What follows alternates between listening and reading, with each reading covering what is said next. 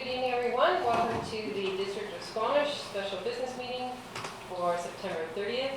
Hatquallan, Please Tillerton, Class for Homish, Whameo.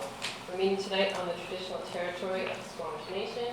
You might notice that several of us are wearing orange shirts. Today is Orange Shirt Day. And this is a day to to recognize the harm that the residential school system did to children's sense of self-esteem and well-being, and to affirm and emphasize that every child matters in our community and that every person matters in our community. And this day was sort of founded by a woman named Phyllis Webstad. Jack was her maiden name, and who, when she arrived at residential school, the shirt that her granny had bought her, which was an orange shirt that she was very proud of, was taken from her, and she was put in a school uniform. So the orange shirts commemorate the experience of children in residential schools. So with that, we'll move on to adoption of the agenda. Moved by Councillor French, seconded by Councillor Stoner. All those in favor? Opposed? Motion carries. Any notice of motion? Seeing none. We have one delegation this evening. So, Rothenberg and Chelswick for Pickleball Squamish. If you'd like to come to the table or the podium, whichever you're more comfortable with.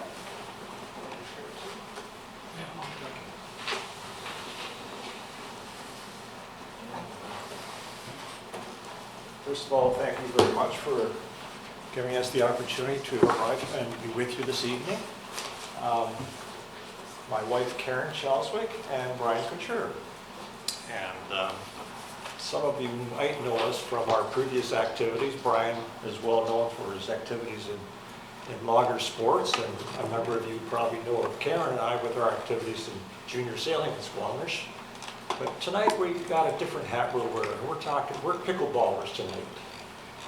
And our main purpose of being here is to ask for a letter of support from council as we go forward requesting a grant from Whistler Blackcomb Foundation for the amount of $52,000. That grant, if we're successful, will then be directed to the District of Squamish for the purpose of taking the 2 tennis courts at Eagle Winds, just around the corner here, and converting them into 6 permanent pickleball courts. Let me just backtrack a little bit here. A year and a half ago, the same threesome here were here at council, and we requested a grant in kind. And you were kind enough to do that. Right back, Karen and Doug were on that council that time. I thank you very much for doing that. What resulted from that grant in kind at that time, a year and a half ago, is that 4 pickleball courts were purchased, portable ones, and the lines over, and we had pickleball lines painted on the tennis courts at Eagle Winds. That was a year and a half ago. And that all happened because it was springtime and we had just finished playing indoors at Brennan Park on 2 pickleball courts. We were playing there Tuesday afternoons and Saturday night. And there's about 8 or 9 of us playing there, and we wanted to play some more, and it was springtime, we wanted to play outdoors. So that's what generated that activity. So at that time, there was about 8 or 9 of us playing. And I'm going to turn it over to Karen here and let her talk about what's transpired since then. Okay. Well, we grew, and we ended up getting tape put down on the gym floor at Brennan Park, so we ended up having an indoor 4 courts with temporary nets. And then we played at Eagle Winds and Brennan Park for the last 2 summers. We've reached the point now, and we play drop-in, so we send out an email notice to everybody and say we're playing at such and such a time. And people just sort of arrive, and we've grown to the point that whenever we play, all 4 courts are filled, and we have people waiting their turn to get on the courts. Has become very evident that we need to do more because we need access in order for the sport to grow. And so we're hoping that we can turn the courts at Eagle Winds into permanent courts. And we've had dialogue with Tim Hoskin and Andy Dawson of Parks about what we hope to accomplish here. And it was a conversation that led us to the conclusion that if we want to get permanent courts, that we need to do something about that on our own behalf. And so we started looking into a grant application, and we found out that the Whistler Blackcomb had, their application is due tomorrow. So we quickly pulled together the applications, gone in, and but also in order for us to fund, or I should say raise funds, we really need to become an association. So we ended up having a meeting about 2.5 weeks ago. We've become an association, if you like. So we call ourselves Pickleball Squamish. We have joined as a group, Pickleball BC and Pickleball Canada. And we have the Pickleball Canada has an insurance carrier, so we get insurance through them when we're playing. And we have 48 paid-up members, and another 9 or 10 on our list who have said that they're going to sign up. Now, historically, talking to other pickleball clubs in British Columbia, and there's about 26 clubs. When a club gets permanent courts, it takes about a year or two for them to triple their membership. So clubs, for instance, in Kelowna, who had less than 100 members, quickly had over 300 within their first year. That is how popular this game is. It's a game for all ages. We have people playing pickleball from the age of 17 up to 80. And it's a very sociable game, and it's a very friendly game. So it's a good one for people of all ages, and particularly seniors. And certainly the majority of people who play are seniors, but it's by no means a seniors game. We did have a tournament in the summer that was very popular, and I'll turn over, because tournaments are part of our future, we hope. And I'll turn that one over to Brian. Well, I like competition, so we put on a pickleball competition at Squamish Days, and I brought up, invited people who like to play pickleball in Yuma, Arizona in the winter. I invited a bunch of people out of there, and they showed up, and we had about 23 people competing, and it went over really well. But the enthusiasm is different than just going up there and playing and hitting the ball around. Our regular nights, but in competition, everyone gets their game face on and makes more of a game of it, but it's always smiling, always shaking hands, and it doesn't matter who wins or who loses, it's fun, and it's going like leaps and bounds. It's straight across North America, it's in Europe, and everyone wants to know what pickleball, how did that name come about. I don't know if anyone here is interested in the short story. But a fellow who invented out of Seattle, Washington, and his grandkids, he's teaching them how to play it. He's making up the rules in bats as he goes along. And when the ball went out of the court, he'd say, "Pickle, get that ball." His dog. So that's how it started, pickleball. And the rest is definitely history, and it's grown.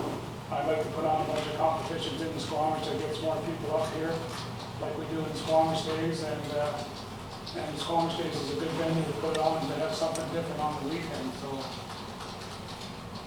we'd like to do that, and with your support, we can make this thing work. And we give up free lessons to council people. Everyone else in charge. That's a great offer. Council, any questions? Council French?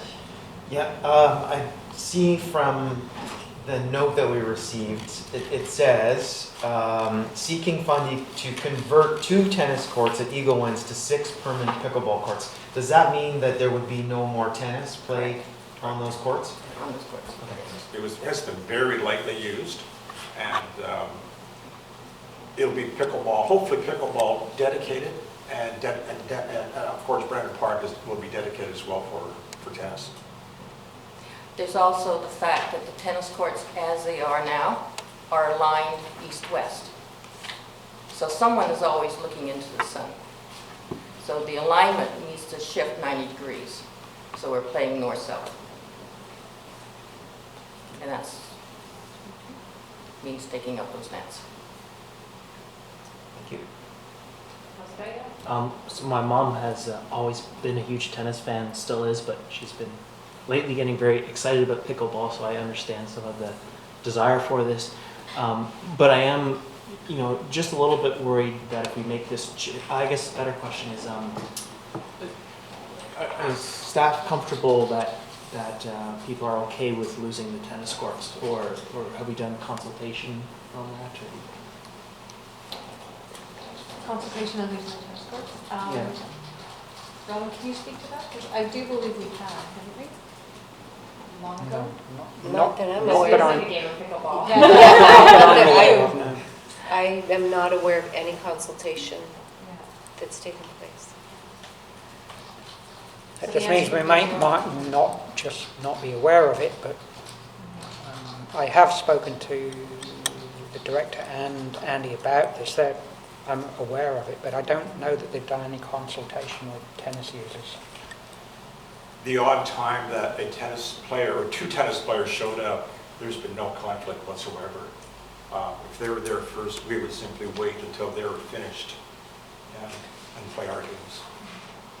However, I think you're saying we convert these courts permanently, Mhm. and then tennis players wouldn't be showing up there. They'd be going to Brennan Park or other courts. This is you, sorry. Through the mayor, if I could clarify, I do remember at the outset when we were enabling the pickleball courts, it was about managing the scheduling and the conflict between the tennis players, but formal consultation around a permanent change hasn't occurred.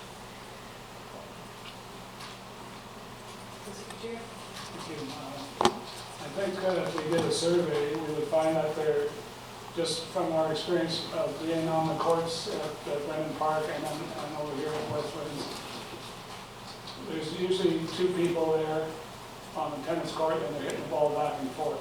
I've never seen 4 people, and I've never seen an organized competition or event even with 4 people going on. So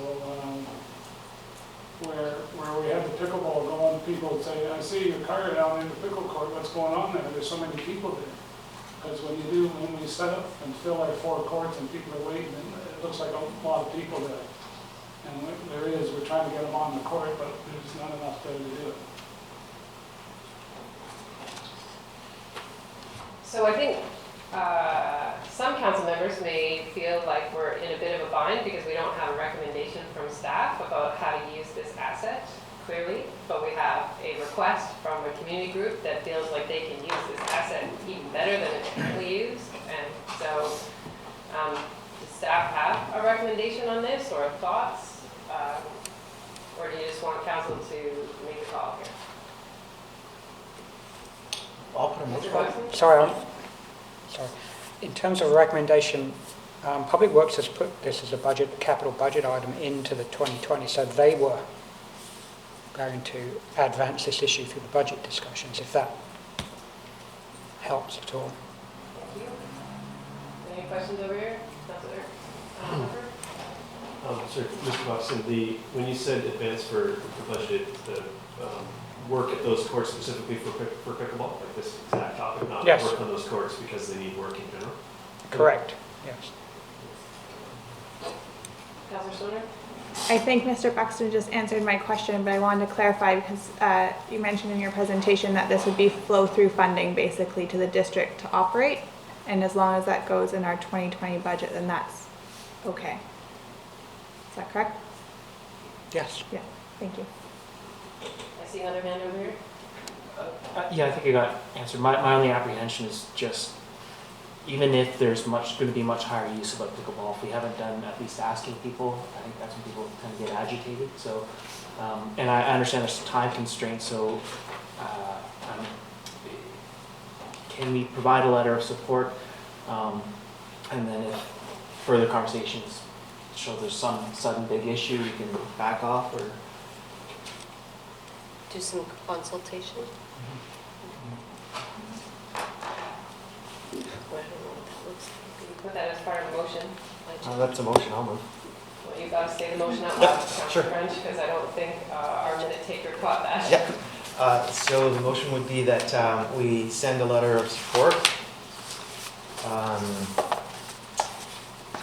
for this application, and that we direct staff to come back with a report on converting those courts to pickleball.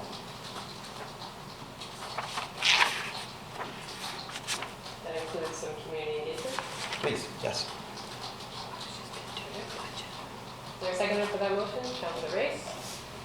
Any further comments from council members? Councillor Anderson? Yes, I'm happy to support this motion. I think that I'm sold on the argument regarding the demographics of the pickleball sport, males and females ranging in age from 16 to 80. I also note that the improvements mentioned for the Eagle Winds facility are temporary and portable nets. That means I take it that there will be no permanent, irreversible changes to the courts. I'll also note that the Eagle Winds tennis courts are not the only underutilized or unutilized tennis courts in the valley. There are several others that are used for other sports like floor hockey, ball hockey, that sort of thing. So I think we're in a good place, I believe, to support this application. Any other comments? And I was in much the same spot. There is a time issue providing this letter of support, and I'm happy to support this motion. But I think before the money actually gets spent, if it is obtained, we do have time for some engagement with other enthusiasts in the community and see if that changes our tack. But I agree with Councillor Anderson, there are other facilities for tennis, but perhaps not for this, so I'll support this. Thank you. I'll call the question. All those in favor? Opposed? Motion carries unanimously. Thanks for coming. Thank you. Thank you very much. How will we get a copy of this letter? So we will work through legislative services to make sure that I sign off on it tomorrow and get it to you. And get it to me via email? Okay, thanks very much. Thank you. Thank you. Thank you for coming. Thank you. Thank you. Right. See you guys. All right, next up is consideration of unscheduled public attendance. So this would be anyone who feels they have an issue that can't wait for 2 weeks until our next business meeting on the 15th of October.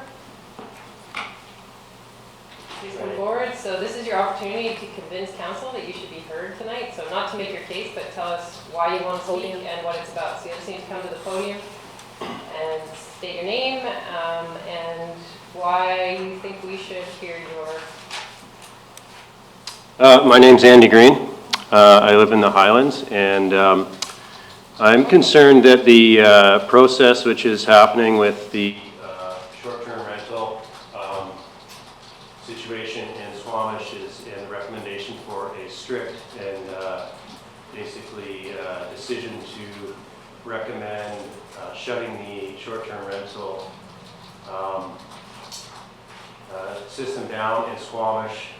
Has some significant negative impacts on the community from economic and tourism standpoint that in that consultation I don't believe has been fully addressed in the review of the information in consultation with the community. They reached out to short-term rental hosts as well as done various research into the long-term rental availability. So I'm going to stop you there, Mr. Green. So this isn't a chance to make your case. It's a chance to make your case that you should have 5 minutes on the agenda tonight to speak. I'm going to turn to staff for a second because council has not made a final decision on which option to choose. I do believe staff are coming back with a report. Maybe Mr. Valnices, you could just come to the mic and let council know the timing on that. Good evening. I can't speak to the exact timing. It's not going to be by October 15th. So I'd have to go back on our project map and find out where we are with scheduling the next council meeting. And is there any ongoing public consultation before it comes back to council? I would have to get back to council. I think we've just wrapped up our consultation process, but I may be wrong. I'd have to check in with our staff. Okay, so council, based on the information that you've heard presented from Mr. Green and from staff, your decision on this is whether to hear Mr. Green tonight for 5 minutes or direct staff in a certain direction to follow up with Mr. Green or to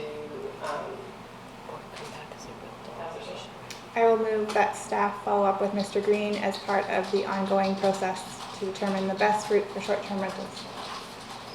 Second of that motion. Councilor Grace, any other comments? Well, and just to be clear, this is a two-stage application in the sense that the first is whether it's an emergency and has to be heard tonight without going through the process of getting on an agenda, or whether it can wait until the next business meeting. And as the mayor has stated, nothing is going to happen between now and the next business meeting as far as council decisions. So you will have an opportunity to consult with staff. If you want to try to get on the list as a delegation, just as the previous people were for the next business meeting, but there is no emergent nature to it. So I would be supporting the motion not to hear it tonight, but perhaps at the next meeting or whenever you choose to do it. Councilor Stoner? I do want to thank you for coming down and participating in the process and vocalizing your concerns. As the mayor mentioned, this is not an emergent issue, and I do believe that the next report that will be coming to council will be back in a committee of the whole, which is also open to the public, a little bit more discussion oriented, and so we can definitely let you know when that meeting will be. Councilor Panga? I will also be supporting the motion, but I will note, in the interim, before this goes back to council, I'm happy to have a coffee and sit down and hear more. So if you'd like to send me an email. I'll call the question. All those in favor? Opposed? Motion carries.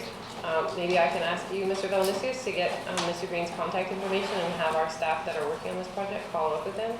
And then, Mr. Green, if you still feel like you want to make a presentation to council, you can either wait for, staff will let you know when the report's coming back to council. And we do often let members of the public participate in committee of the whole. These business meetings are more formal, and so your time is very limited. But you are also welcome to fill out a delegation request on our website and then follow the process that way. So staff will outline all those options for you. But we do welcome the feedback. We have not made our decision. And so contributions from the public are important to the process. So I appreciate you coming in. Thank you. It's my first time here, so I do appreciate the patience with my approach here. I'm going away for 3 weeks, so I'm going to miss the next one. But thank you. No problem. All right, thank you. Thanks for coming. Give a delegation to notice to appear, application to appear. Okay, so we do have one time item for development permit number 501, the Aegean at 1360 Victoria Street. Hopefully I pronounced that right, but you can correct me. Aegean. So I'll turn it over to staff, and then I'll read my statement on public participation after the staff presentation.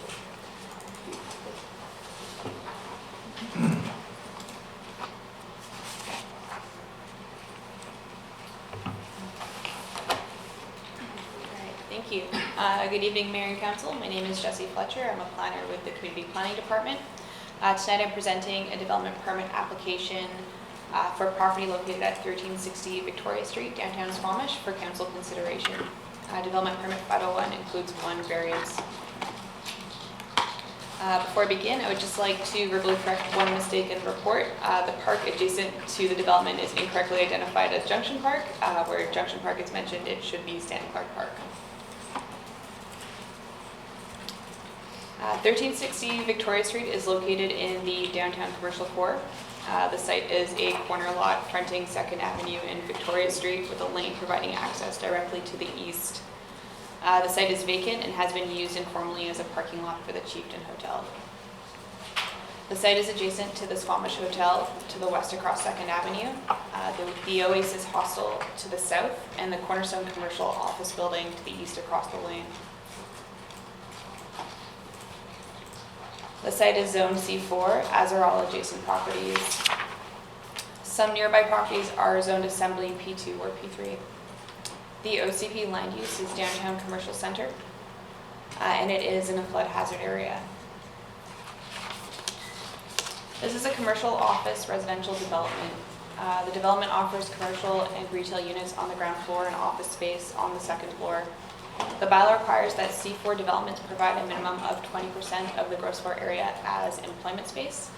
This development is providing 657 square meters of gross floor area as employment space, or 22% of the overall gross floor area.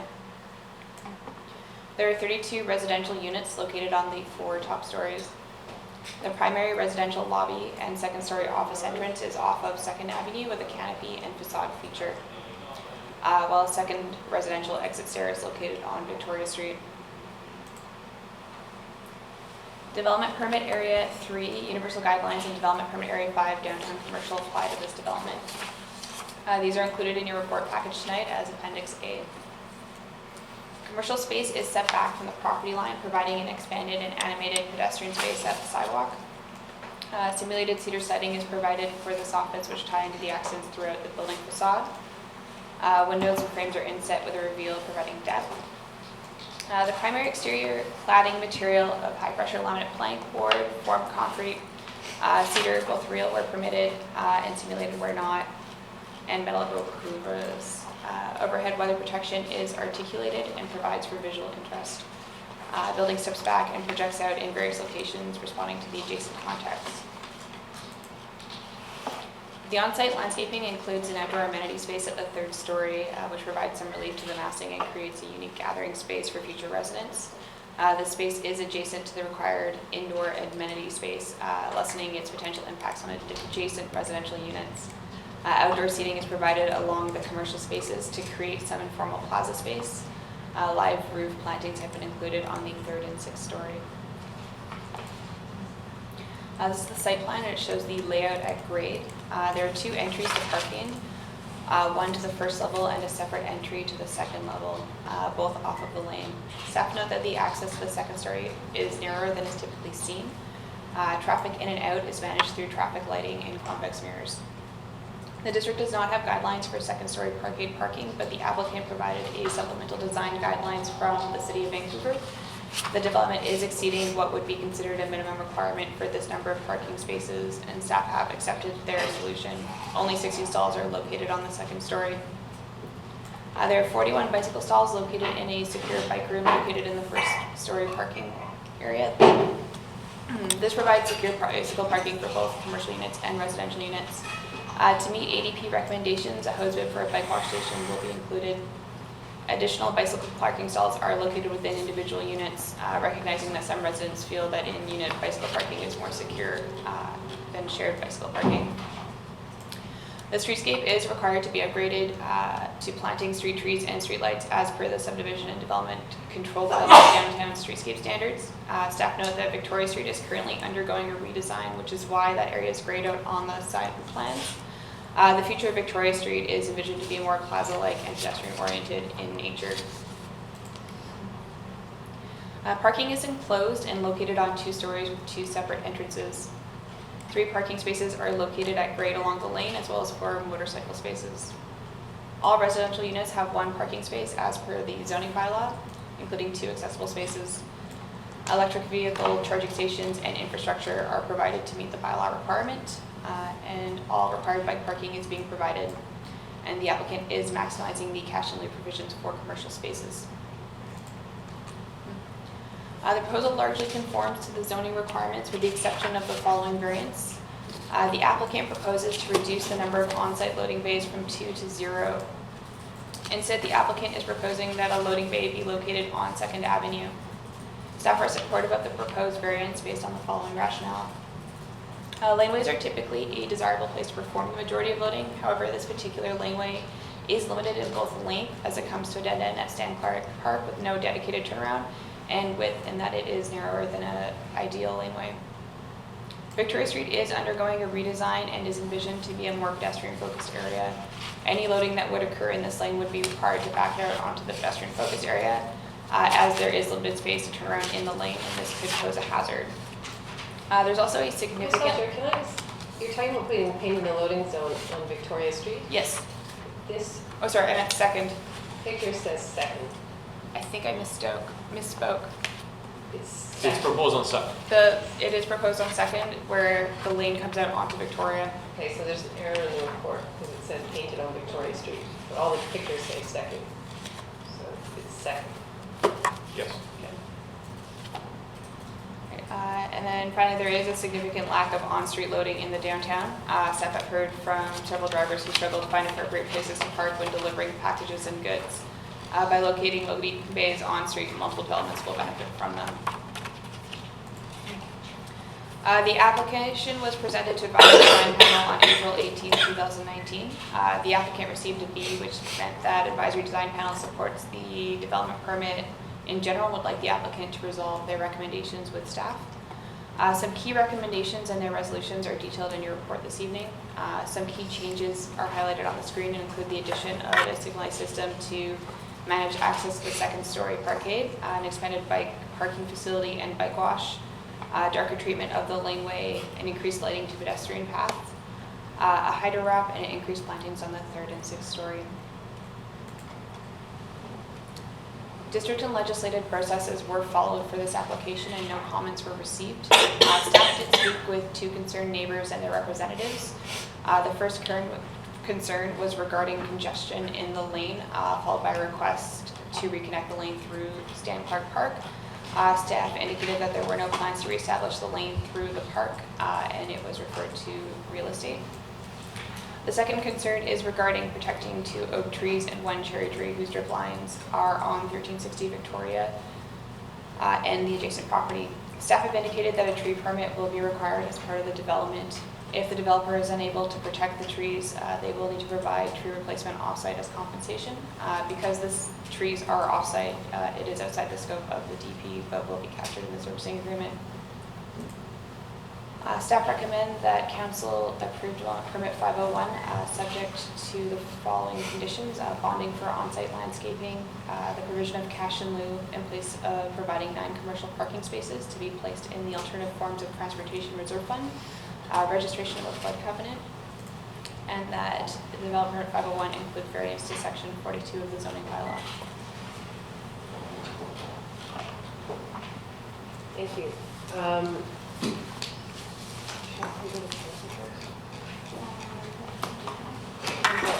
Questions? I wonder if staff could elaborate on the quote Victoria Street redesign. It's phrasing that comes up a few times in the report as to what that refers to. Just a little bit more elaboration. Through the Mayor, the Victoria Street redesign is being undertaken by the engineering department to redesign Victoria Street to a more pedestrian focus. I believe an RFP has gone out to a consultant and they're working different options that I believe will be presented to council at a later date, but the process is ongoing. So staff aren't sure what the final design will look like.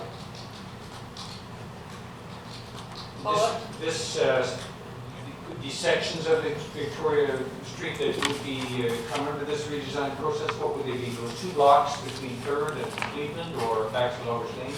Through to the Mayor, the intention is to begin where the terminus of the future pedestrian bridge at Loggers Lane is, all the way to 3rd Street, I believe.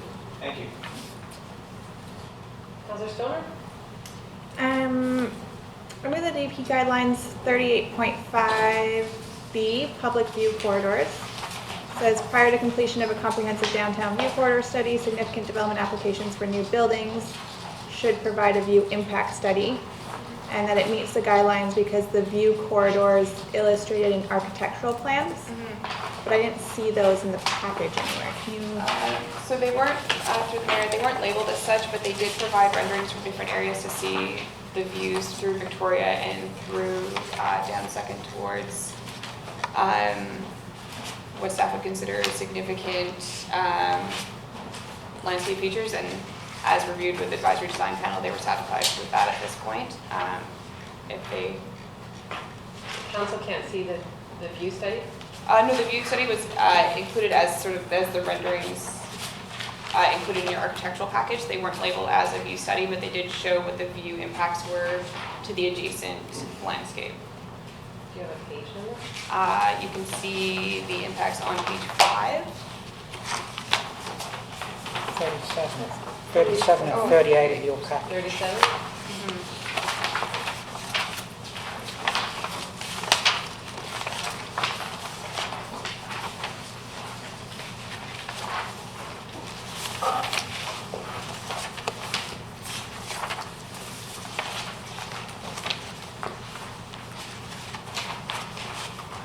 Can I ask a follow-up? Yes, you can. I'm still looking at the pictures.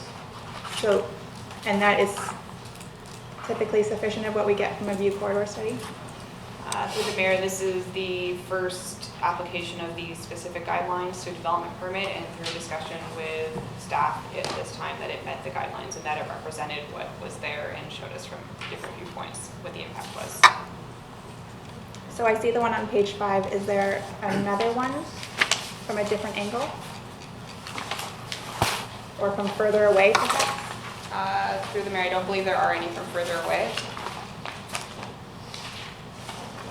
Just a follow-up to Councilor Stoner's question. I mean, this isn't the first time we've done view studies. We did it for the building, Pac West building that came through Solterra. The DP that was on Wilson Crescent had very detailed shading studies, not necessarily view corridor studies, but absolutely shading at different times of the year, different times of the day. Not quite sure why we're getting something like this for this DP, where there are potentially view corridors and looking at the shading impacts. Not very clear compared to what we've had in the past. Through you, Mayor. So in the past, with Back West building as well as Wilson Crescent, those were rezoning applications, so would have been with slightly different points of leverage coming from the district's point of view. But we're also recognizing that in downtown, on these smaller lots, there may be very limited ability to manage any impact on views.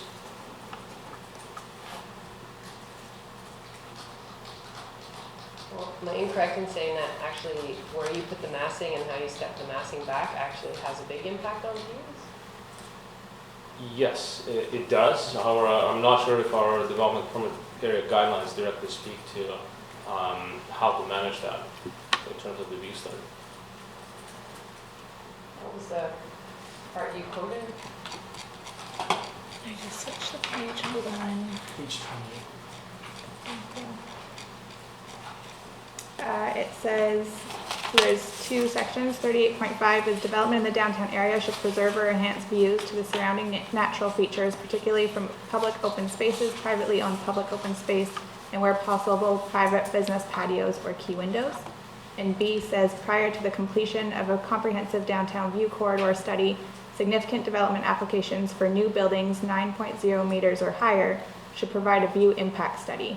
The design should protect or mitigate impacts to the public realm, view corridors, including Mount Garibaldi, Squamish Chief, Mamcon Mountain, Howe Sound, and other views specific to individual developments.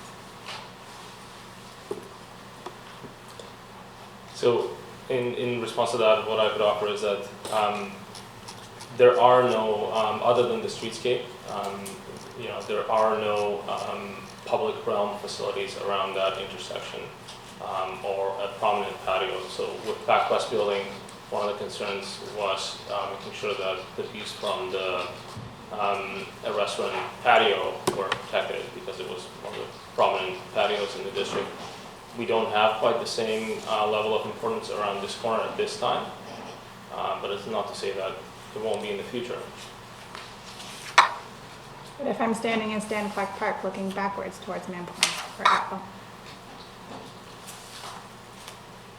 I don't think there would be a way to mitigate it from that close-up point of view. so I'll just make my point that I think that my interpretation of these DP, and granted that this is the first time that we're applying these DP guidelines to a new development, my interpretation of what a view corridor study is probably not in line with what is currently stated as meeting the guidelines. So I'll leave it.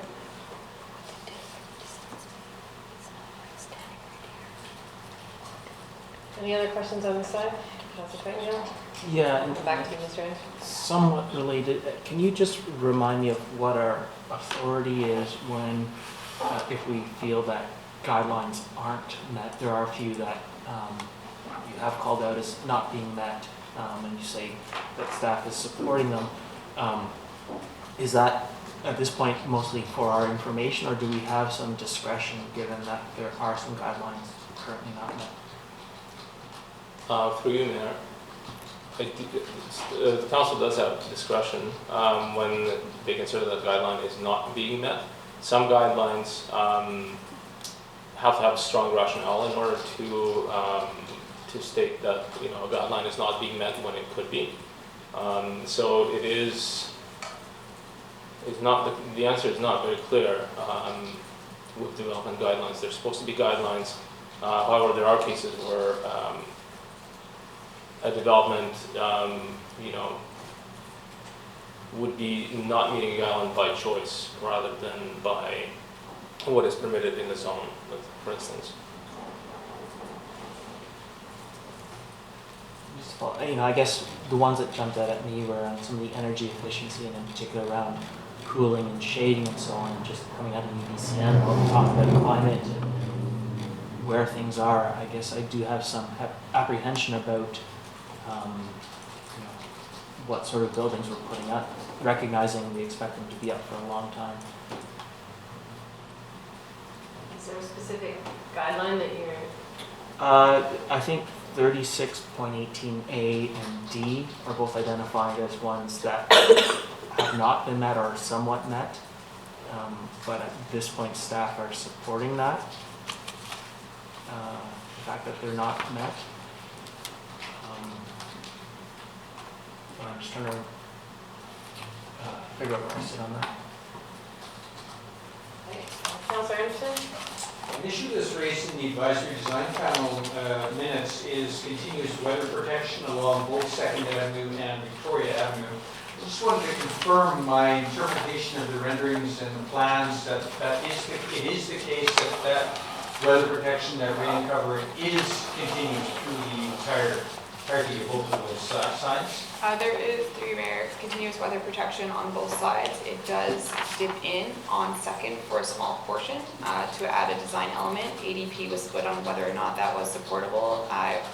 The majority of the advisory design panel wasn't supportive of, and some suggested they look for a solution to fill that in. It is over the lobby entrance, and there is still a bit of an awning, but the commercial areas all do have extended weather protection. Thank you. Another developer made a proposal for this site that made some way through the application process 10 years ago, 9 to 10 years ago. And at the time I was on the Arts Council, and we were asked by Planning Department to review a public art proposal. And this was in the nature of elaborate cork and steel doorway features. My question is, just if you could confirm that there is not a public art contribution associated with this project. Through the mayor, there is no public art contribution through this project outside of the hydro wrap. Just follow up to that, that wasn't captured in a rezoning and then lost. Through the mayor, no, that was a condition of the last development permit, which expired. Okay. Did you have a follow-up, Councilor Anderson? On another topic, I understand the logic of the loading bays being located on the street, and that seems to be a practical solution, and as you mentioned in the report, for neighboring businesses as well. But the garbage pickup, which will no longer be available through the alleyway for the neighboring building, also comes up in the report. Is this a typical solution whereby the garbage will be picked up from the street? It's not out of the ordinary and it should be practical as well? Through the mayor, the waste removal, we don't typically get involved how the waste will be removed other than seeing that it is feasible. It will be removed from the lane likely, and then they will need to back out, but it is a small amount of the loading that would be occurring on the building.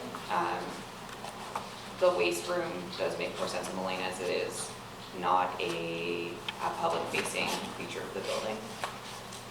I see, thank you. Councilor Hurt, and then I'll come back. Councilor Stoner? Thank you.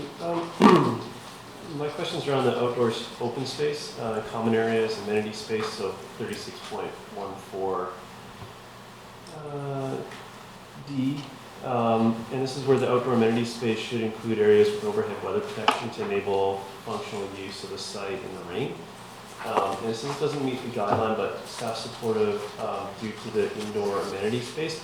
And I was curious about the access to that outdoor space and that indoor space and how it was restricted or regulated to outdoor. Just by definition feels more accessible, but it is on the roof, so I'm not sure how you would access those. So is it do you have any, to get comfortable with that arrangement, is that indoor amenity space secured? Do you need to sign, book the space or something, or is it open 24 hours to the resident or whoever is supposed to be accessing it, or can you speak to that sort of thing?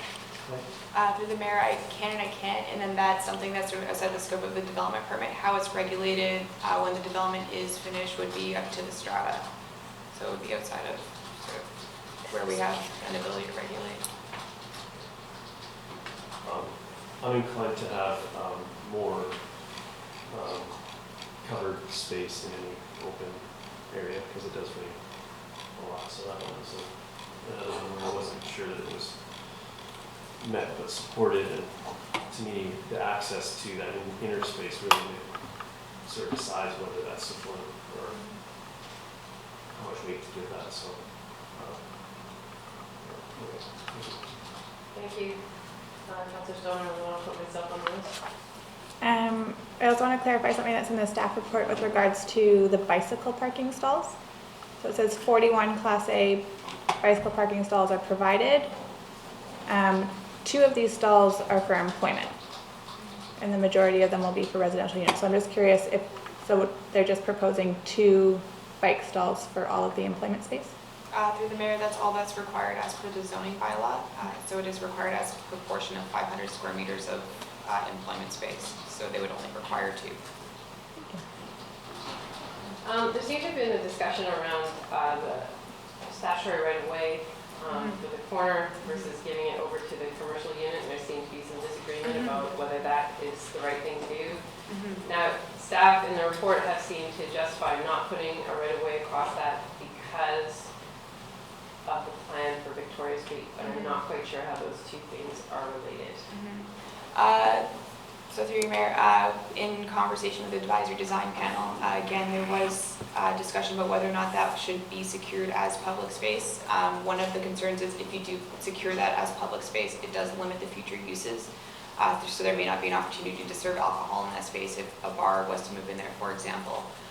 So in conversation with engineering about the future streetscape, they were of the opinion that because there will likely be more of a plaza feel adjacent to the building, that it was an unnecessary addition to what was being proposed.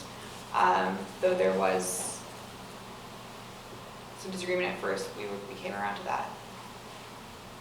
Okay. I agree with Councilor Herford's interpretation of having canopies on the outdoor amenity space. I think, with these universal guidelines, we can't look at indoor space compensating for outdoor space. We know that our summers are getting longer and hotter, People still want to be outside, so providing shade is important. We know that young families make up a large portion of our population, and I can tell you, being a parent in a place that rains is your kid's happy in their like full piece rain suit, but you might want to sit under a canopy and drink your coffee while they play outside. So, or if you're their grandparent and you can't have them in your small condo anymore, you want to let them run outside, but you don't want to be outside in the elements. So to me, actually, it's really important to hit that guideline in our DPR guidelines. We're trying to make sure that our public space, whether it's in the public realm or in these types of multifamily buildings, can be used year-round. So I actually think that's a miss on our part in terms of meeting the guidelines. I don't think it all has to be covered, but I think finding some way to provide round or year-round access to the outdoors with a shelter is important. There was also encouraging good use of pollinator plants. There has been a rooftop garden, there is green space around that amenity space. And the staff's comment was the inclusion of lavender. But is there more, like other pollinator plants? There are, but in terms of the top 10 pollinators that are most suggested, the only one that was included was lavender. And lavender is a plant that Public Works, for example, is really encouraging of because it is lower maintenance and it is a good pollinator as well.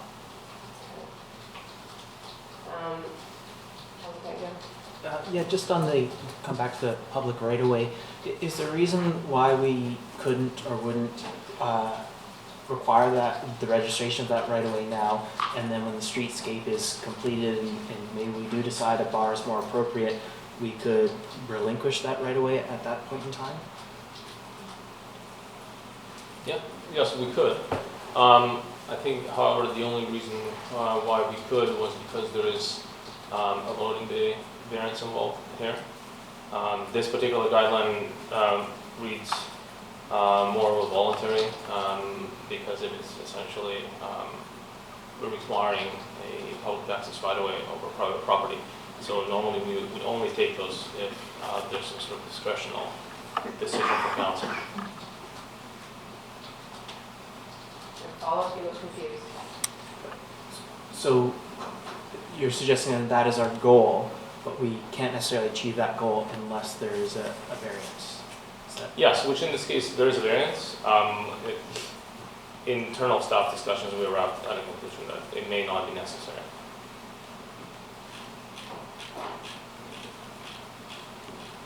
Other questions, council? All right, so I'll go to the public and then I'll come back to council with any further questions. So the proponent and members of the public will be given the opportunity to be heard or to present written submissions respecting the following requested variances to Section 10 of the District of Squamish zoning bylaw. Development permit number 501 includes variances to the following sections of the zoning bylaw in effect at the time of application. That Section 42.4 off-street loading requirements be varied from 2 off-street loading spaces as required to 0 off-street loading spaces as required. After I've confirmed that it is your turn to speak, please approach the podium and commence your remarks by clearly stating your name and address. Please note that speakers will be given a maximum of 5 minutes to address council. And I would remind speakers that you can only speak to the variances in DP, not the DP as a whole, correct? Legislative services? The variance. You can only speak to variances. All right, is there anyone, the proponent would like to speak, or the public?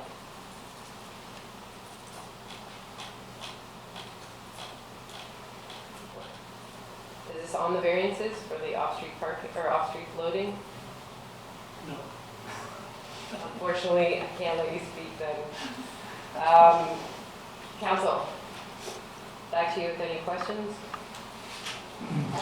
Council Rees? Just to be clear about this public right-of-way that's being discussed, is that for the notch that's cut out of the northwest corner of the building? Through your mayor, yes, I believe it is. Yeah. That angle, that triangular piece? You're correct. Can I ask on the ramp up for the second level of parking, does it fit all makes of cars? Like I'm thinking of the Squamish demographic and F-150 versus Prius. And so if I'm buying a condo there, am I gonna get a notice saying your big truck won't fit upstairs, you'll need parking downstairs? So that's what I'm concerned about with this ramp to the second level. I have to refresh myself on the height of it. The width of the driveway up, through my understanding, would fit most vehicles, as with most enclosed parking. The intention might be to meet 8 feet at the beginning, but typically the ceilings do come down over time. I believe they do mostly end up at 7 feet, but we're just checking the elevation. I was just wondering if the turning radius was big enough for larger vehicles when you come off the ramp, or you're trying to get onto the ramp. In terms of the turning radius, I couldn't speak to that. We didn't do a study of it. It does meet what is typically the turning radius for other ramps. The width is a bit narrower. There's a bit of a risk to the buyer on that. Any other questions, Council? Ooh, I know. ADP brought up bike charging.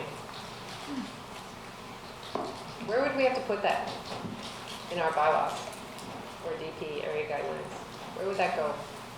It would have to go with our off-street parking requirements as a requirement. Just like our, we have a requirement for electric vehicle charging stations. It'd be the same. Is that a policy? Regulation. Zoning bylaw. That is something that we are looking at in the zoning bylaw update. I thought that was a really good catch by the ADP. Is there nothing we can do about it at this point if it's not in our regulations? We could, because again, there's a leverage, there's some discussion with council, but we would have to seek applicant's agreement to do so. We'll get into that chestnut. Okay. Can you remind me again what the equation is for the in lieu parking stalls? You're allowed so many, and then there's a trade-off, and I always forget what that equation is. It's a 1-for-1 after so many. The mayor, there's a very helpful table in the zoning bylaw I don't have with me here, but it's the first 4 can be bought out completely, and then following that, it's 1 for one commercial stall needs to be provided, and then every 2 of that can be bought out. So where they required 14, they can buy out 9 of them and provide 5. So I don't explain it well. The table is very helpful. If I might try to clarify. So I think what Jesse's saying is you can buy out your first 4, and then it's 1-for-1 after that. Every 1 you provide, you can buy out 1. So essentially it's 4, it's half plus 4. Okay. They're obviously following our guideline with this. I'm wondering, staff, though, whether we're feeling like we've got the cash in lieu portion right. This doesn't feel like quite the right balance to me, to have 9 being bought out, but I could be wrong. That'll be a discussion for council in some other meeting, but is this level of buyout what you are hoping in these larger developments, or are you hoping that people will choose to put the parking in? We are hoping that people utilize this.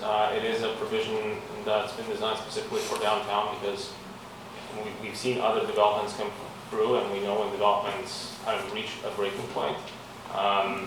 So with, future in mind, in that, we're hoping there aren't going to be as many cars, especially downtown, with more and more people living here. The hope is that a lot of the employees that work in these buildings are also living downtown, so there wouldn't be as much of a need for commercial staff parking.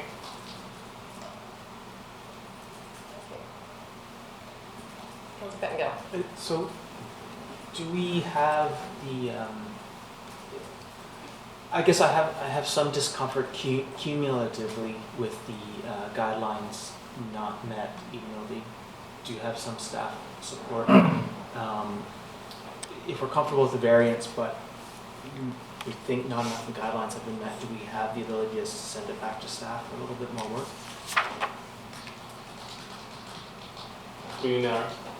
Yes, council could defer it back to staff, or refer it back to staff.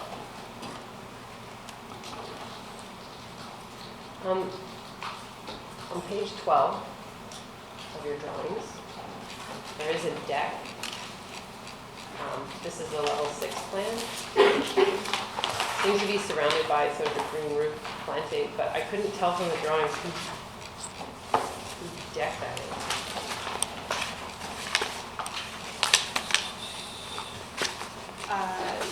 Through the mayor, the large deck surrounded by the plantings, or the plantings themselves? Not a large deck. Does that belong to the H unit? That would belong to the H unit.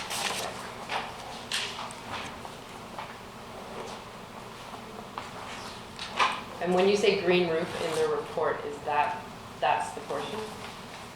That's the portion, yes. It's a generous interpretation of green roof, I would say.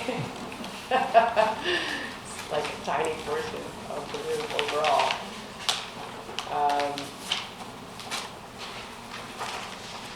I think my final question is on the 10% of residential units should accommodate accessibility challenges such as mobility, sensory, or cognitive disabilities. This says meets guidelines. All units are single level and accessible by elevator. Grab bars could be installed in washrooms as needed. So I'm taking that they're not. So what makes these units accessible in terms of mobility, sensory, or cognitive?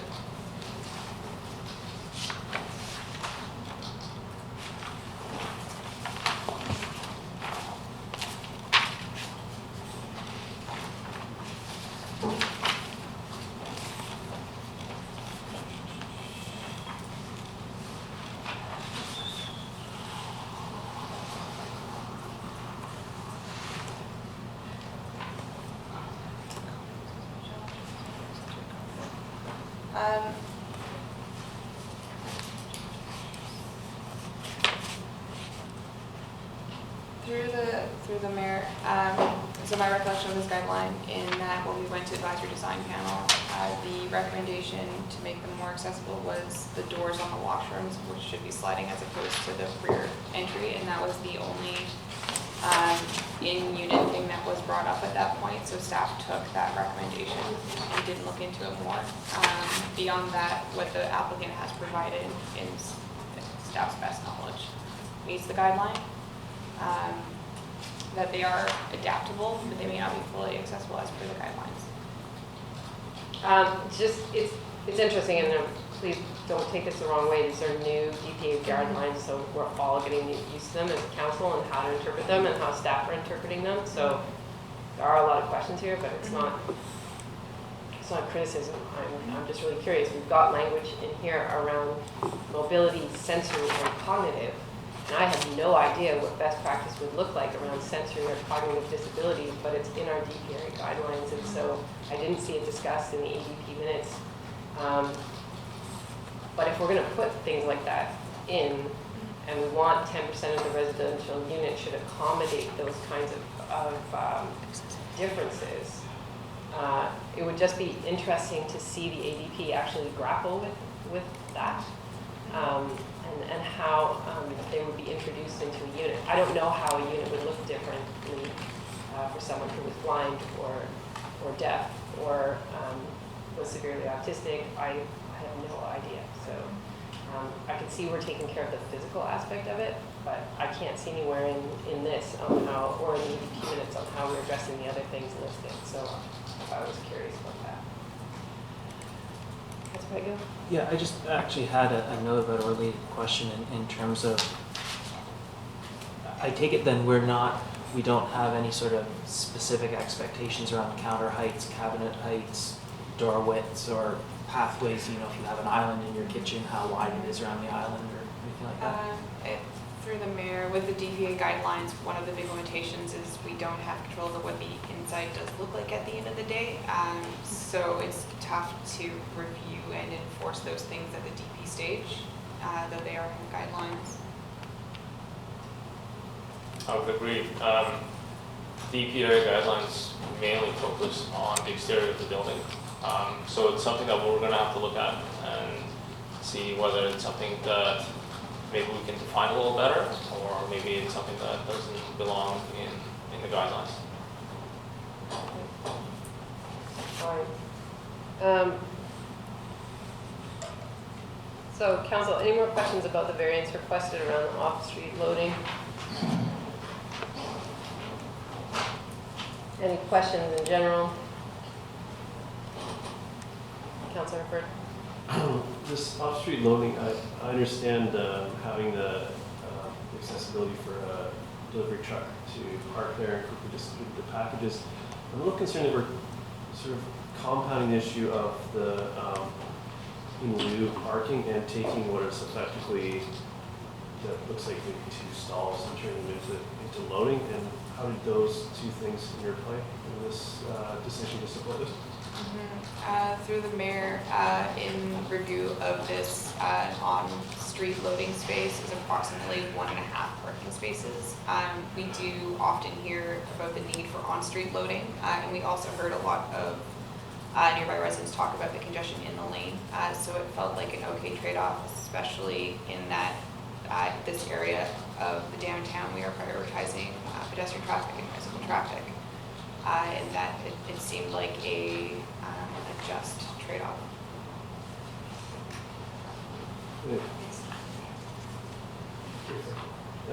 But it's not calculated in the cash in lieu equation as one of the top slots in that context.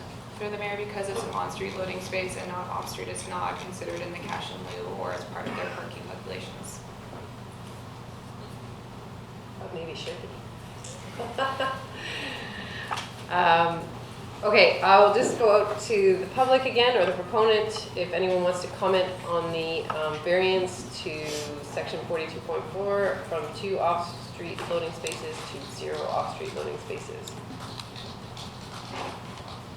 Okay, seeing none. I do have a problem with not having canopies on that, or some sort of cover on the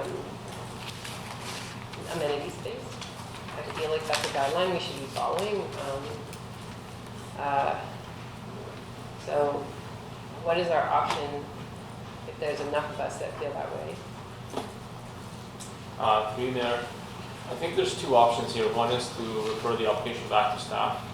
I think there's a second option, directing, putting a condition on this, on the approval of the permit, to work with staff in coming up with a covered outdoor space, because I think in compared to the rest of this development, it's probably a fairly minor feature of the form and character.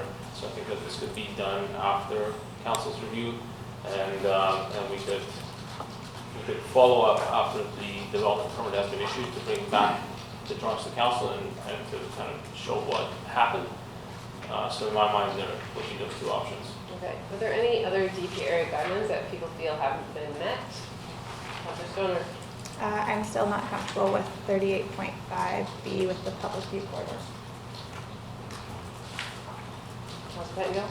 Yeah, I would share that concern, and I think too, again, the especially, well, the 36.18 guidelines.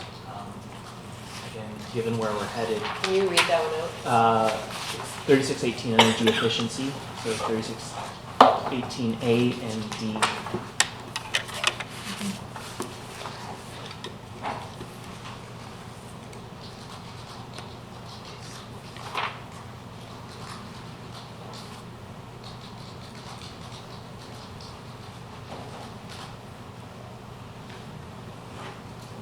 Did staff speak to those specifically?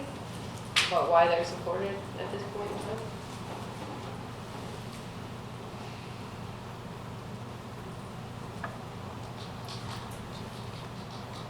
Through the mayor, 36.18D specifically, it is partially meeting guidelines and meeting step 3. Staff were unable to think of another solution that would necessarily meet that more, in that pool roofs and pavements made of highly reflective and emissive materials are encouraged to mitigate the heat island effect. The building is using materials that are light in color and would mitigate it from that respect, and that it is partially meeting the guidelines, and staff were satisfied that they could meet their building form and also meet that guideline. In terms of 36.18A, there were conversations about exterior shading devices.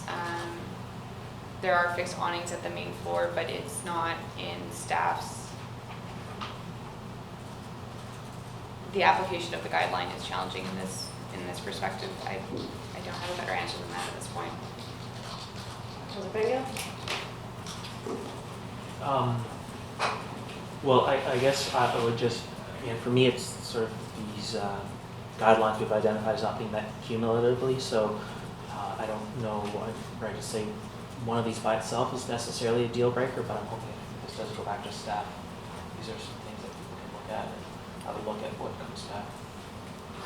What do we mean by a cool roof? Is it the color of it? Through the mayor, it is the color, and I imagine more gardens. I'm again not an expert on this one. We can generally defer to the applicant, and if they don't provide evidence that they haven't met the guideline or they have met the guideline, we see it as not being met. So this is one that we're still learning. Fair enough.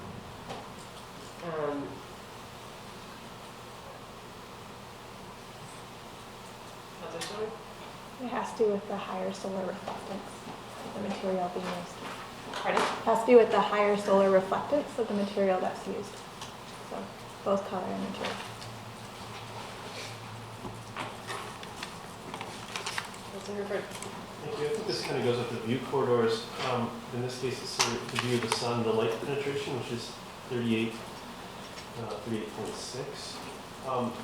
And staff says that it casts a similar shadow to the adjacent building. And I wondered, are we just comparing between two similar properties, or do we have an expectation of what that shade's going to be onto our streetscape, particularly when we're going to sort of aim to have Victoria Street be more pedestrian friendly and somewhere you want to spend time? Because on page 19 of the, or page 51 of the package, or page 19 of the drawings, it shows the shading of Equinox and basically a whole block of Victoria will be shaded. So what is the expectation of shading, just to not be worse than the adjacent building, or is there some sort of measure? Through the mayor, there's no great measure other than at this point what staff took into consideration was the zoning and what staff are also seeking to achieve on the street, which is a continuous commercial streetscape, activated pedestrian areas, and then as well as some density in the downtown to provide for those pedestrian shopping and people living where they work spaces. So it is a trade-off in that the building is permitted to go up to 20 meters in height and is permitted to go to zero lot line.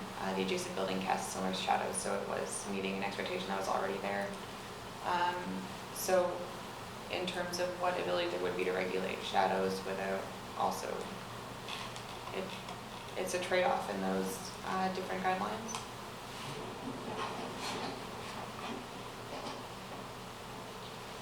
Okay, so covered space, view corridors,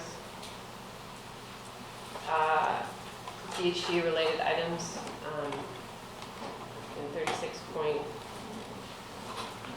36.14D, 36.18, and 38.5. So council, you've heard the options from staff? I will move to refer this back to staff to work with the applicant on meeting the DP guidelines 36.14D, 36.18, and 38.5.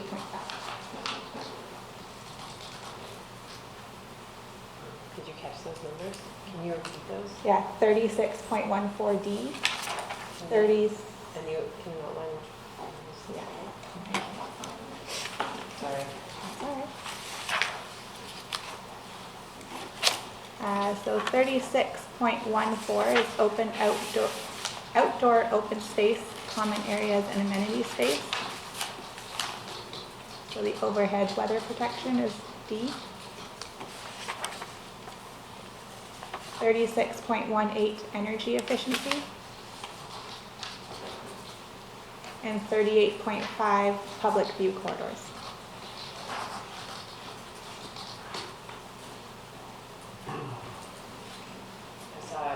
your hand to that, Councillor Bagnell?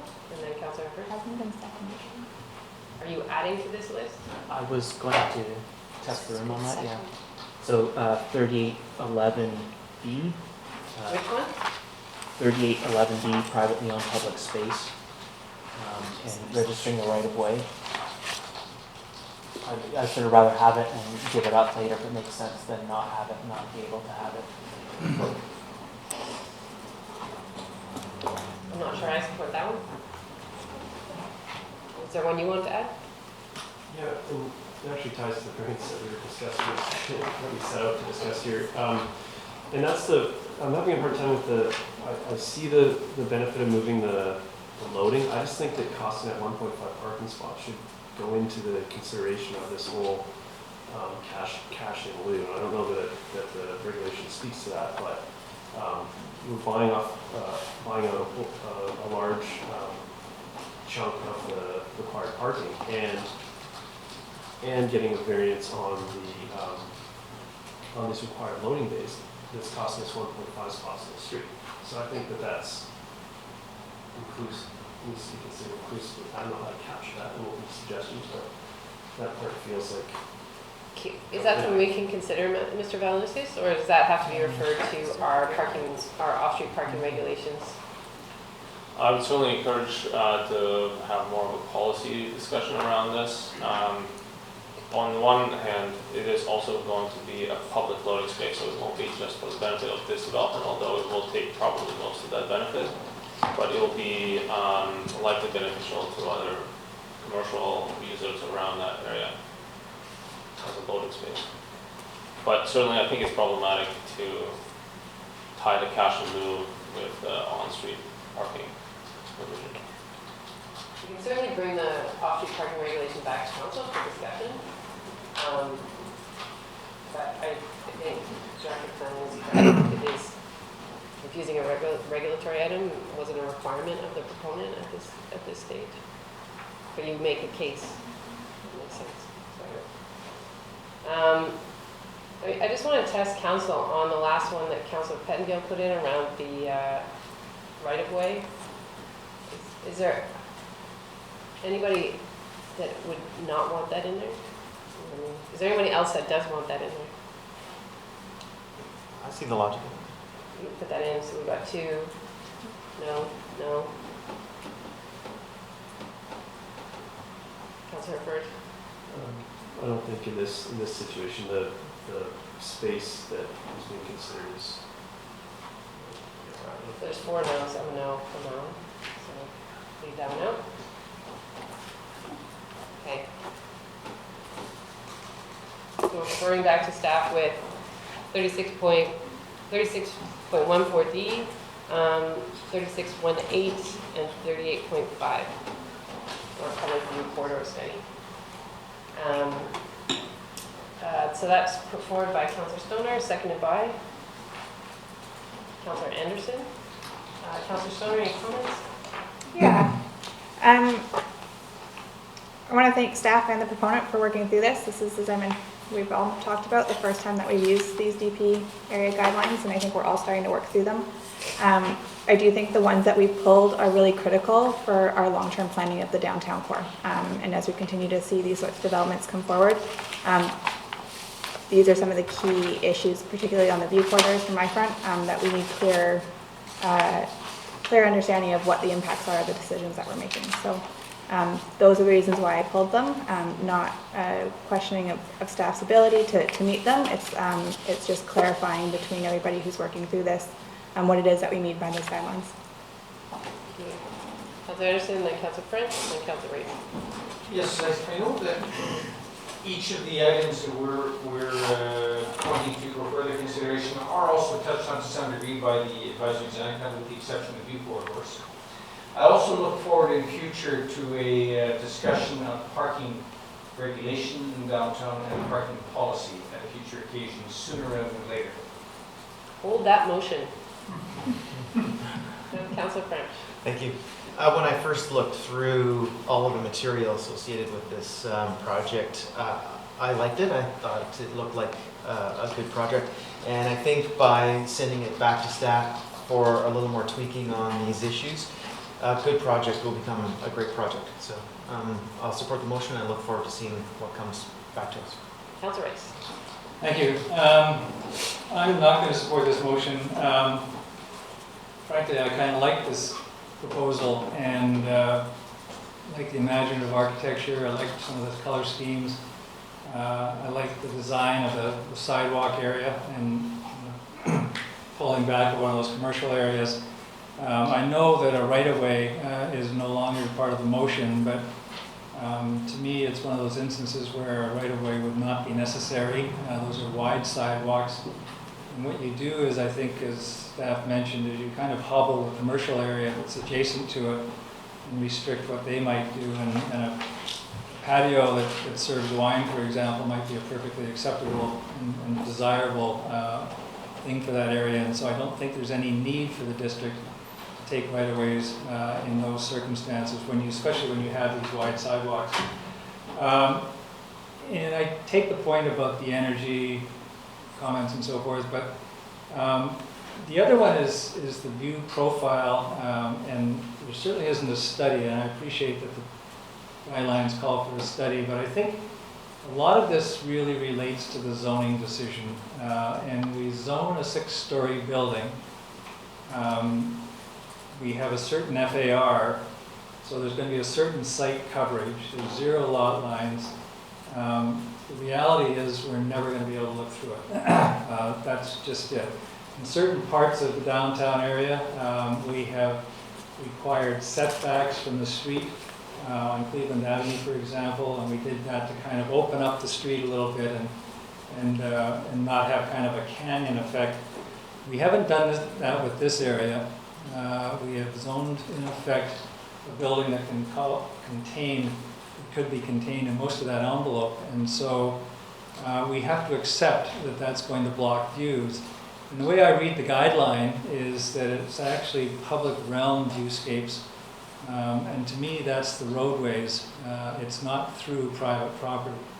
And so the key thing for these developments, I think, is as we look down the roadways in any direction, we don't have the building kind of closing in on that, and this one doesn't.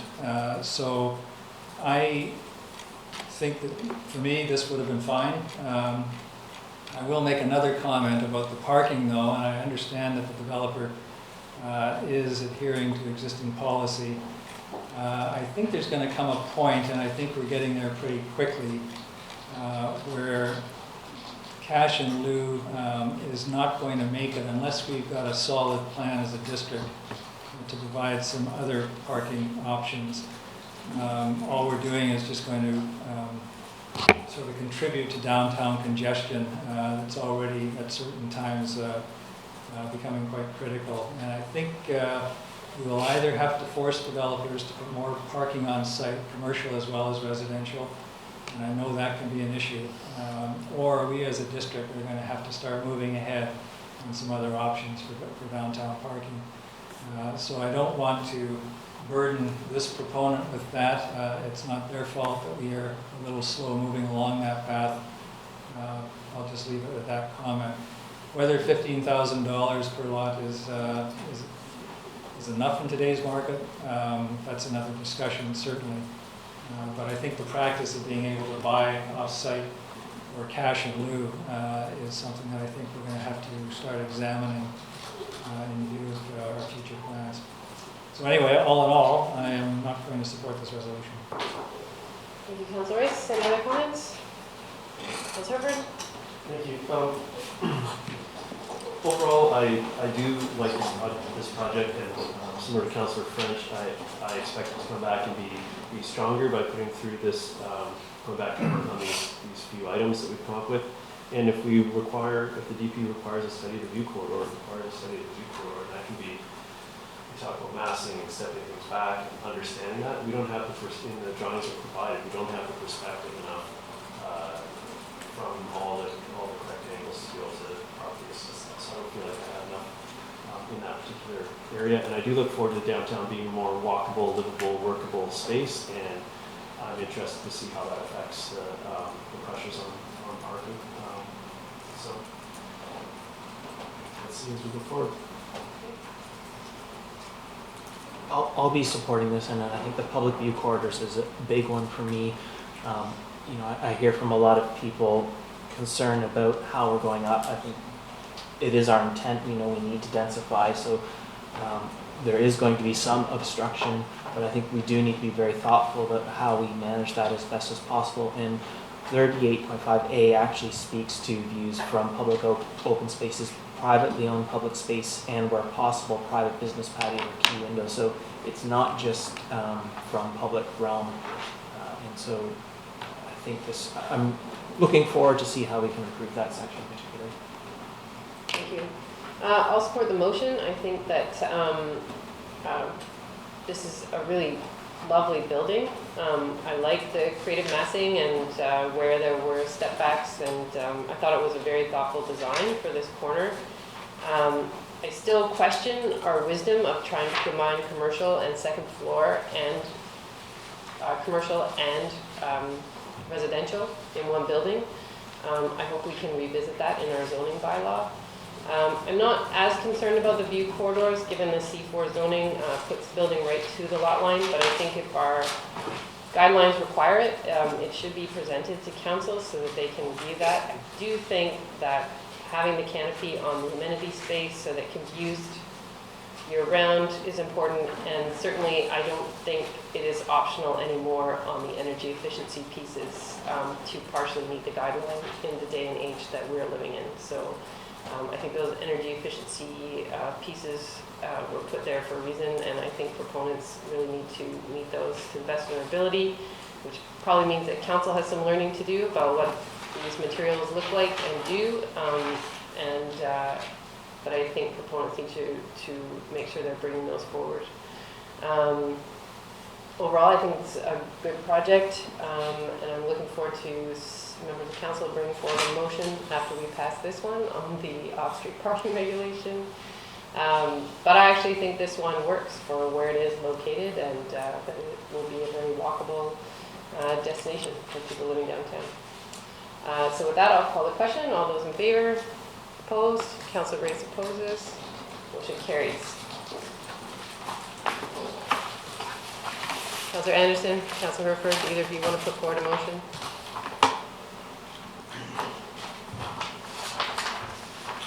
Yes. I will put forward a motion that the parking strategy and the parking regulation in the zoning bylaw be considered for review. Shall we specify time before the end of 2019? Through you, Mayor. We were planning to roll in the discussion around parking to the zoning bylaw update in terms of requirements, not the strategy piece, but zoning bylaw requirements, which would be informed by the strategy.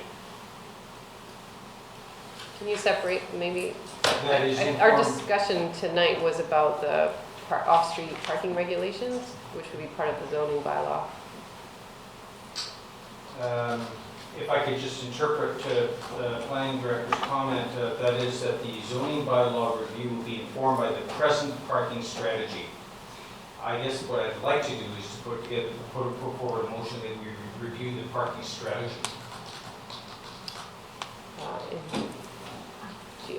So we have one, it's Yes. being implemented. If you wanted a different one, it would have to be referred to budget. That's what I'm after. That's what I'm after.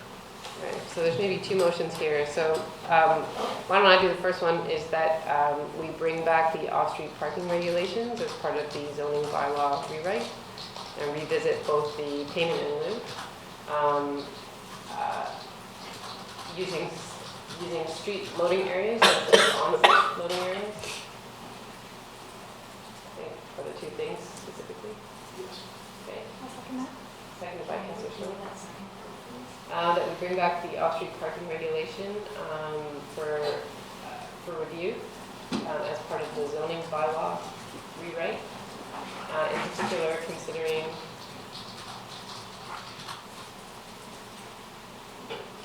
what did I say? Street loading areas. The using on-street loading instead of on-site loading phase, and the payment in lieu. That was seconded by Councillor Stoner. All those in favor? Opposed, motion carries. And then Councillor Anderson.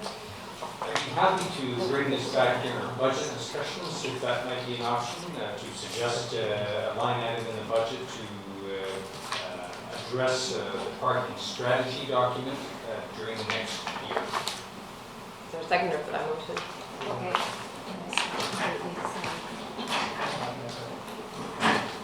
You guys good over here? We were looking at the last one, so I missed this one. Okay. All right. That the parking strategy document be reviewed during the coming year. I think you have to refer to budget Yes, refer to budget, fine. for a potential review in 2020. Thank you. So refer the parking strategy to the budget discussion for a potential review in 2020. Does that reflect that, Councillor Anderson? That's very good, thank you. Moved by Councillor Anderson, seconded by? Anyone? Seconded by Councillor Reyes for discussion. Councillor Pegno? I have a question if I can at this point. I think this is through you to staff. Is this a simple sort of adding a single, 5 minutes ballpark line item in the budget, or is putting this item in the budget for discussion kind of a more involved process? I'd like to ask Gary that question. I'm thinking something like he should confirm.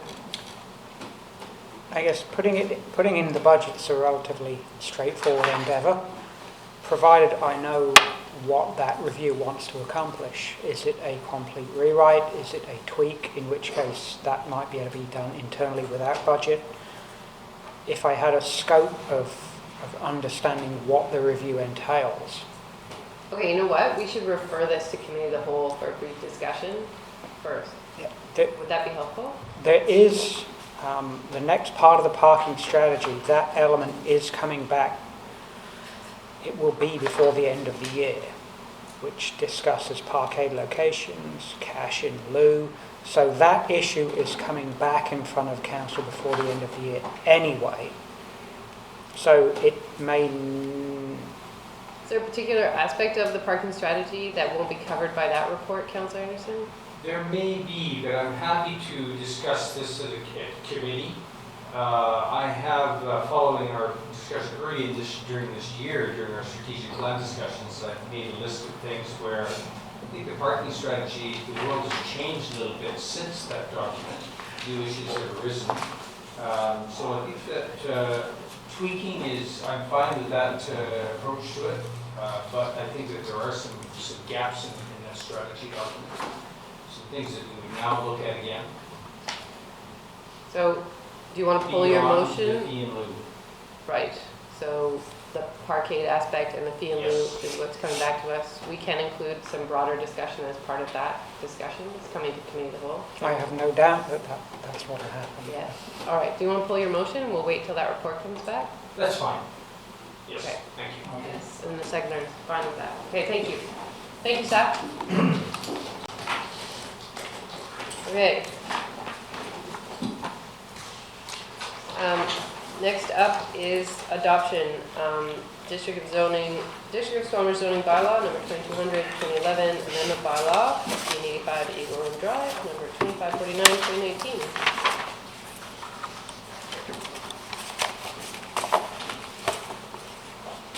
I'll move that. Moved by Councillor Stoner, seconded by Councillor Reyes. Any discussion? All those in favor? Opposed? Motion carries. The District of Squamish Municipal Ticket Information Bylaw. This is the amendment bylaw for soil management, number 2645, 2018, that we adopt the amended bylaw. Moved by Councillor Reyes, seconded by Councillor Stoner. All those in favor? Opposed? Motion carries.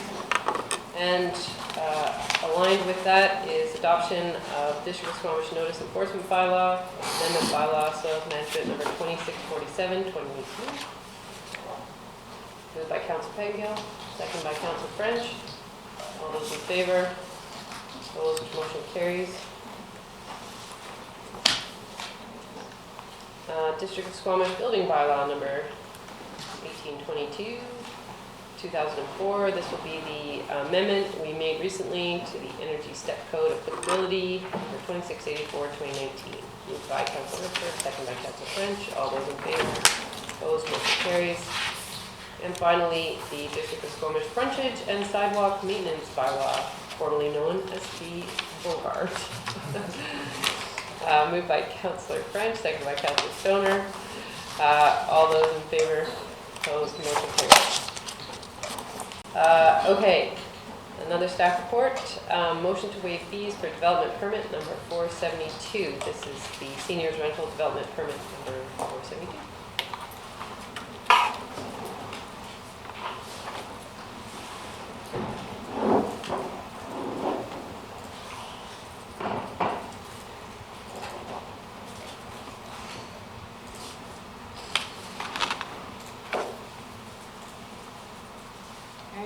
Thank you. Good evening, Mayor and Council. My name is Jessie Fletcher. I'm a planner with the Community Planning Department. Tonight I'm providing a brief presentation regarding the waiving of servicing agreement fees for the development located at 38275 3rd Avenue, development permit number 472. Development permit 472 was approved by Council on October 16, 2018. DP 472 approved a 232-unit affordable rental development for the senior citizens managed by the Squamish Senior Citizens Home Society.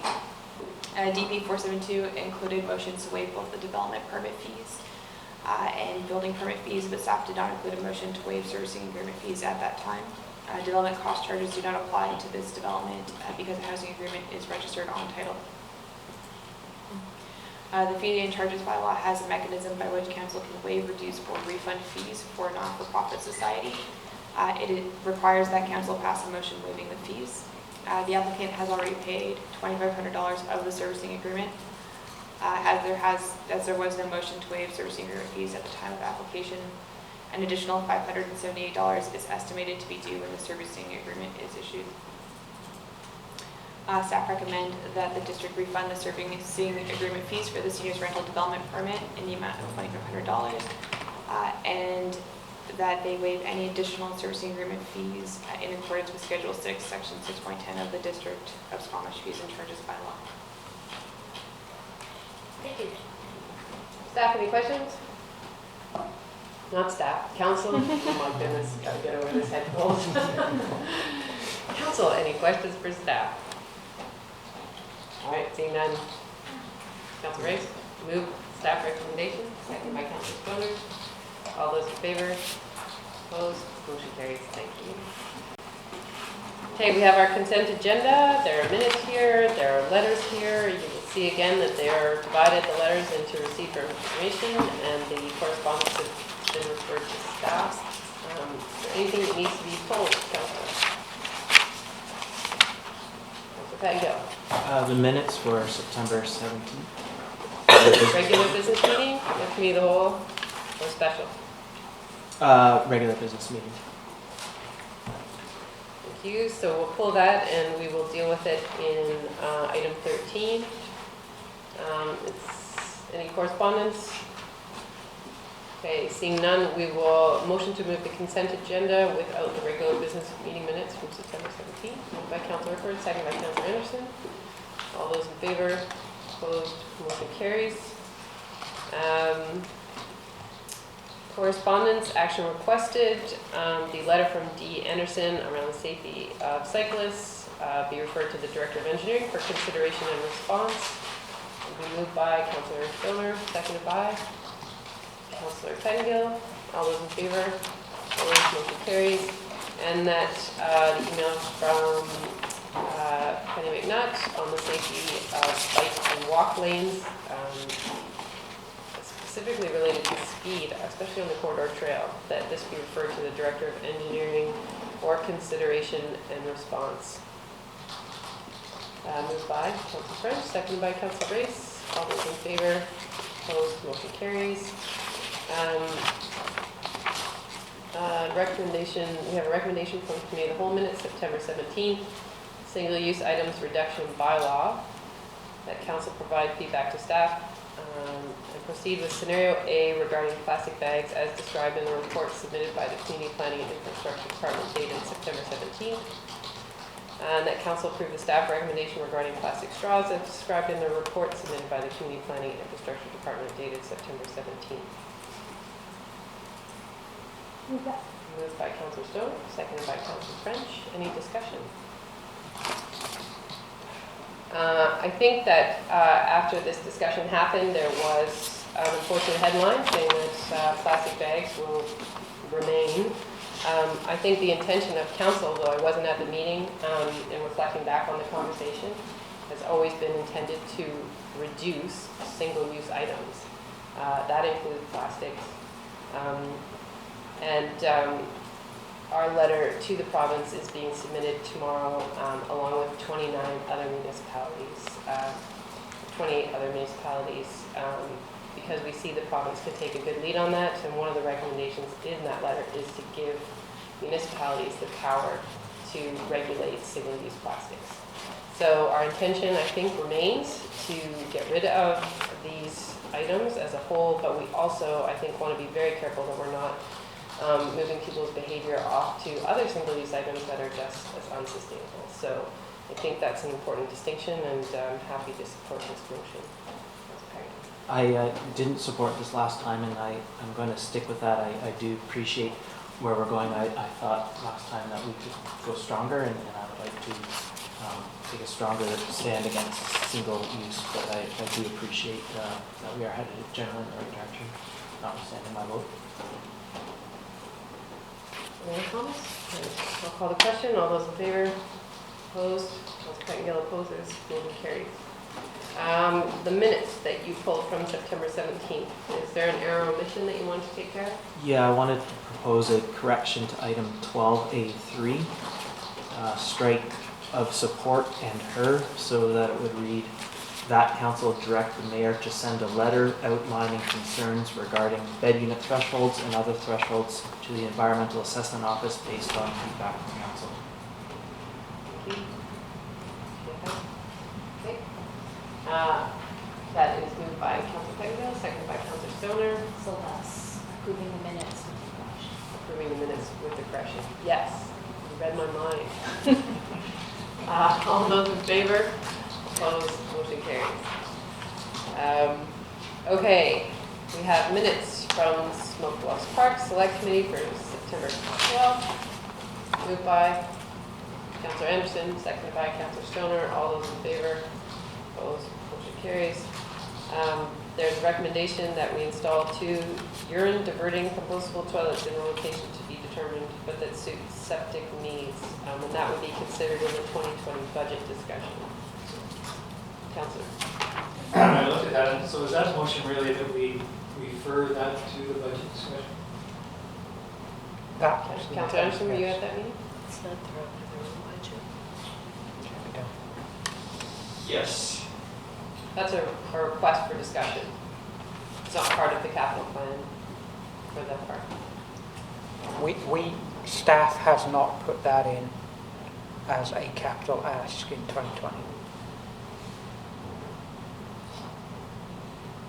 So staff haven't put it in, the committee would like it to be considered by council. Correct.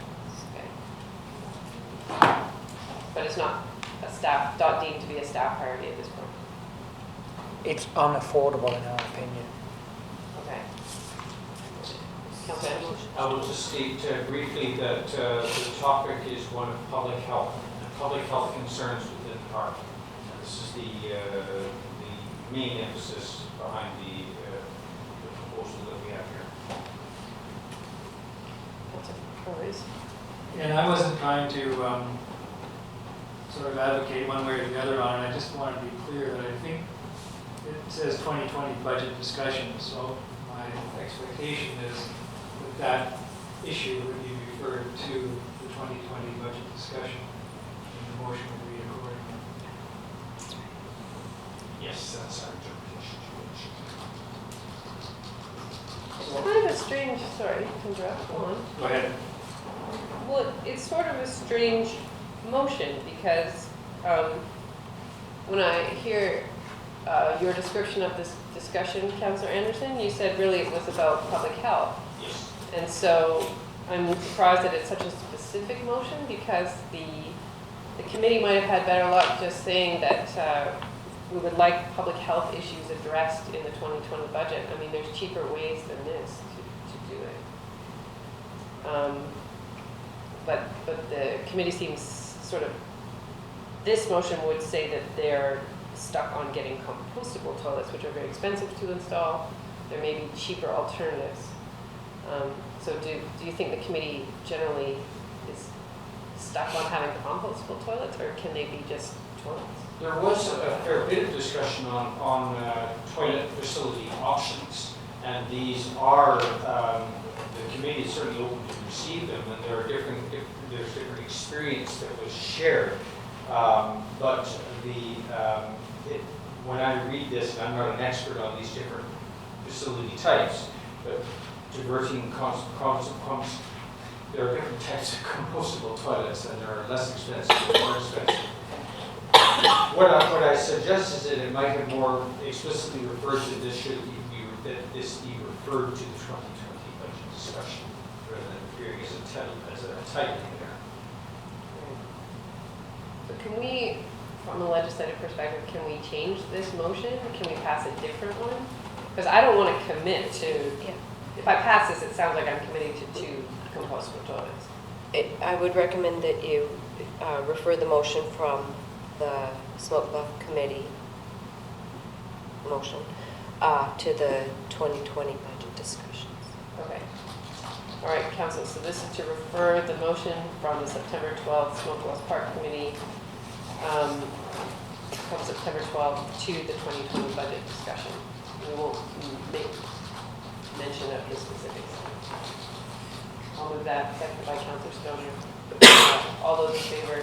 Opposed? Motion carries.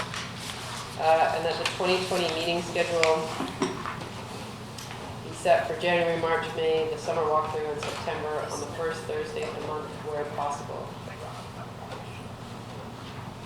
Moved by Councillor Anderson, seconded by Councillor French. All those in favor? Opposed? Motion carries. Advisory Design Panel minutes. Motion to receive from September 12th. Moved by Councillor Ray, seconded by Councillor Stoner. All those in favor? Opposed? Motion carries. There are no in-camera announcements. We dealt with the public attendance. Any open question period, Mr. Chua? Clear as mud? All right. Councillor staff announcements. Council was at UBCM last week. We had a great week. We learned a lot. We met a lot of people at the meetings. I was able to attend the unveiling of the new Squamish Minor hockey jerseys on Saturday evening. They were beautiful. And there was a game between some local folks and the Canucks alumni. It was a lot of fun. We were in the lead. The Canucks told us that no one's ever had the lead on them before. I feel like that may not be the entire truth, but you definitely saw the intensity increase when our team got the lead. They made sure they won, that's for sure. They're still very competitive. Anyway, it's a really fun evening. Councillor Race and Councillor Stoner and I were at Bill McNenny's celebration of life yesterday. Oh my gosh. Not Councillor Stoner, Councillor French and Councillor Race and I were there. It was a wonderful celebration of life. I learned a lot about a man who I only knew for a very brief time, but what a treasure he was in our community. And he will be greatly missed. So, yes, those are my announcements. Anyone else? Councillor Anderson? Last Wednesday evening, we had the opportunity to attend, to listen in on a meeting of a focus group on the future of Squamish Public Library. There are about 24 persons in attendance in addition to staff. It was a large and diverse group. We filled up the library meeting room. And so it was a very successful outcome that was recorded, and this is towards the ongoing Library Futures initiative.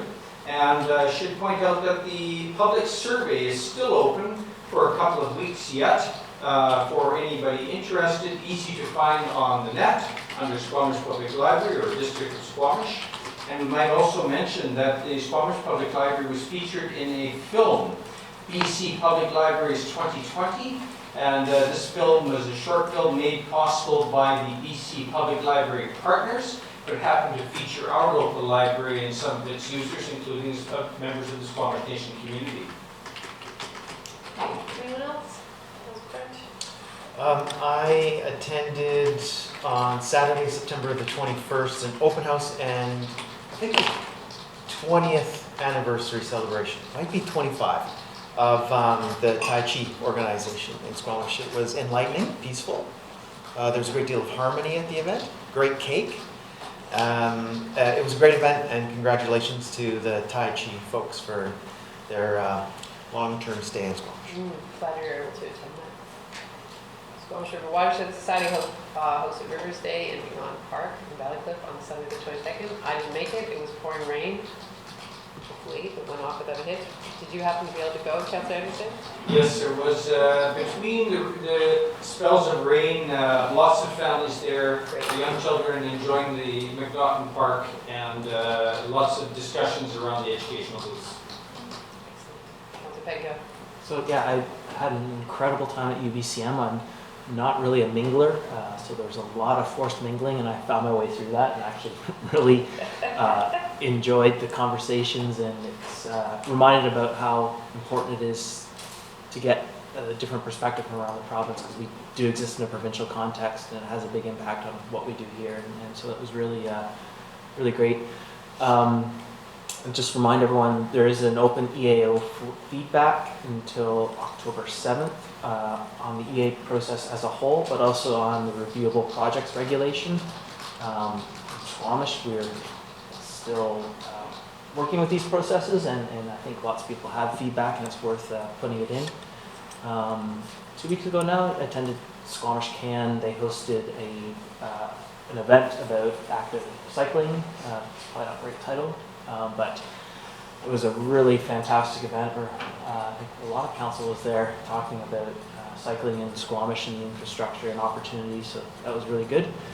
And then the last thing I'll mention is a celebration of the Yo-Yos yesterday. It's Orcas. Fantastic event. Everyone had their umbrellas and drone shots. I haven't seen the footage yet, but I'm looking forward to that. Just live music and all kinds of booths. A lot of our local beverage companies were there, so really cool, and saw a lot of Squamish Nation members sporting the new the hockey logo and stuff, and very proud of that. So it was a great event. Great. Councillor Stoner. I will also say that at the end of UBCM, most of us were still in Vancouver, and so we joined the climate strike, the larger gathering down in Vancouver. Unfortunately, we weren't able to make it back up in Squamish in time, but it was really moving to be part of that larger protest. I was there with Mayor Elliott, who brought her two daughters down, Councillor Herford and Councillor Pettengill, to march with 100,000 people down the streets of Vancouver, demanding more action on climate change. Was pretty moving. So thanks to all the young folks who continue to lead the way on that topic. Yes, and especially the folks that participated here, including our staff. I'm sorry we couldn't be here, but it was quite a great gathering from what I could tell from the pictures, and I just so appreciate the youth in our community that continue to drive momentum on this topic, and happy to be held accountable by them for our actions from here on out. Councillor Pettengill. So I'm going to get in a lot of trouble if I don't mention this. Mayor, I'll let you mention Orange Shirt Day, and I am wearing a shirt made by Miss Pettingill's grade 3-4 class at Garibaldi Highlands Elementary, so if I forgot to mention that, I would have been in real trouble, so thank you for letting me mention that. And also a couple family friends added a few little things to this shirt, so glad to be wearing this shirt. So you can go home safely now. Yes. All right. Councillor Race. Thank you. And last Saturday, the 29th, Councillor French and I attended the opening of the SPCA's new facility and business park, which is designed for facilitated adoption of pets, primarily cats and small animals, as well as, this was the part that really impressed me, as an education facility and they're already holding education seminars and so forth, care and management of cats, which I think is something that can go a long way in our community. Absolutely, great, thank you for representing me there, I'm very allergic to cats and dogs. Outdoor events, I'd be fine, and more indoor, I'm in a bit of trouble there, so appreciate you both being there. Not seeing any more hands, so I will look for a motion to terminate. Moved by Councillor Herford, seconded by Councillor Stoner. All those in favor, opposed, motion carried.